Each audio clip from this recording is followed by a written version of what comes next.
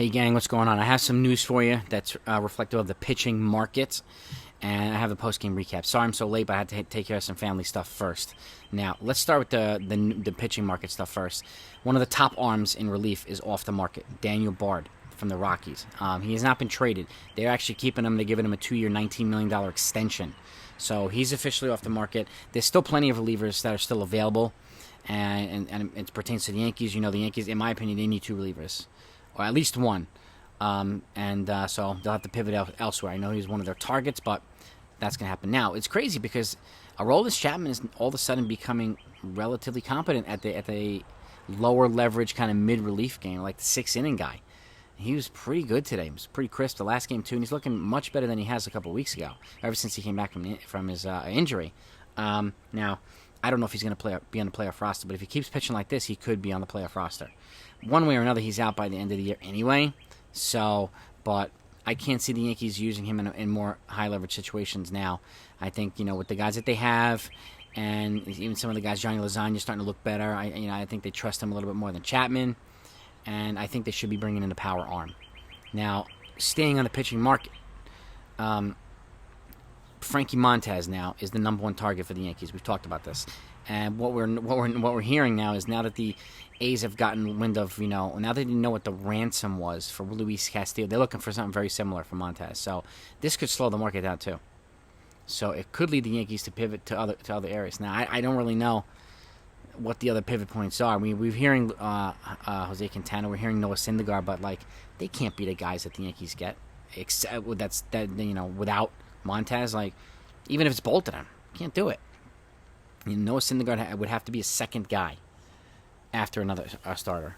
Even if that's a Pablo Lopez or Shane Bieber, and we're hearing these guys are available too potentially, or even this kid Tarek Skubal, I think from the Tigers. Apparently he's on the market too, or even a Jose Quintana. Now, as a Jose Quintana, he's having a pretty solid year, but personally, I'm not interested in him unless David Bednar or Brian Reynolds are coming back with him.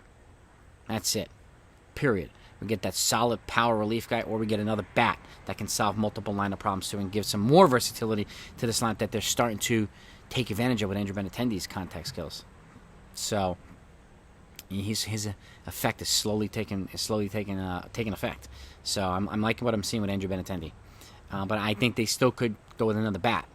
And speaking of bats, I'm also hearing that the Juan Soto market is down to 4 teams. 4 teams, and as it pertains to that, the Nationals have announced that they're going to make him one final offer. This is it, the final stand before the deadline. And if he rejects it, he's getting traded by the deadline. So he could be wearing another uniform by Tuesday evening. That's it. And I'm hearing he's down to 4 teams, and I'm also hearing that the Yankees are not out on him. So there's a lot of stuff that's going to happen over the next couple of days. So please subscribe to this channel so you don't miss it. Whether it's this stuff, but especially as it pertains to the Yankees, you're going to get it all here one way or another. So, and back to the Yankees, Nestor Cortes, 5 good innings today. Good recap, okay? 5 good innings, solid pitching. His ERA is down about 2.53. And then Aroldis Chapman came in through a clean 6th, a dominant 6th. And then Clark Schmidt with a very impressive 3 innings to close it out. He's done this a couple times now, a couple of 3-inning stints for relief. I like what I see. Between him and J.P. Sears, that's a formidable long relief duo, one from the right, one from the left. So I like what I see. They're young, dynamic players, and they could benefit this team, and they could make the playoff roster.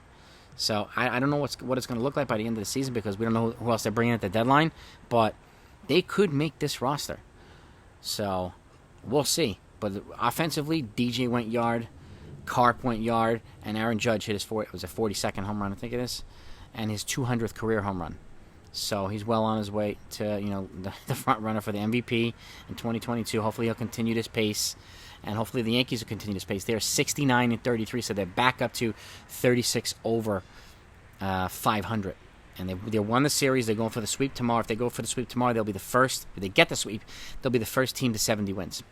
So in Major League. So pretty darn cool. But that's what I wanted to share with you, the little bits and pieces here. Bard's off the market, what we're hearing in the other areas, and the Yankee, a brief recap for the Yankees. They won 8-2. They're going to keep it coming, and I'll keep it coming. Have a great weekend, nice. Talk to you next time.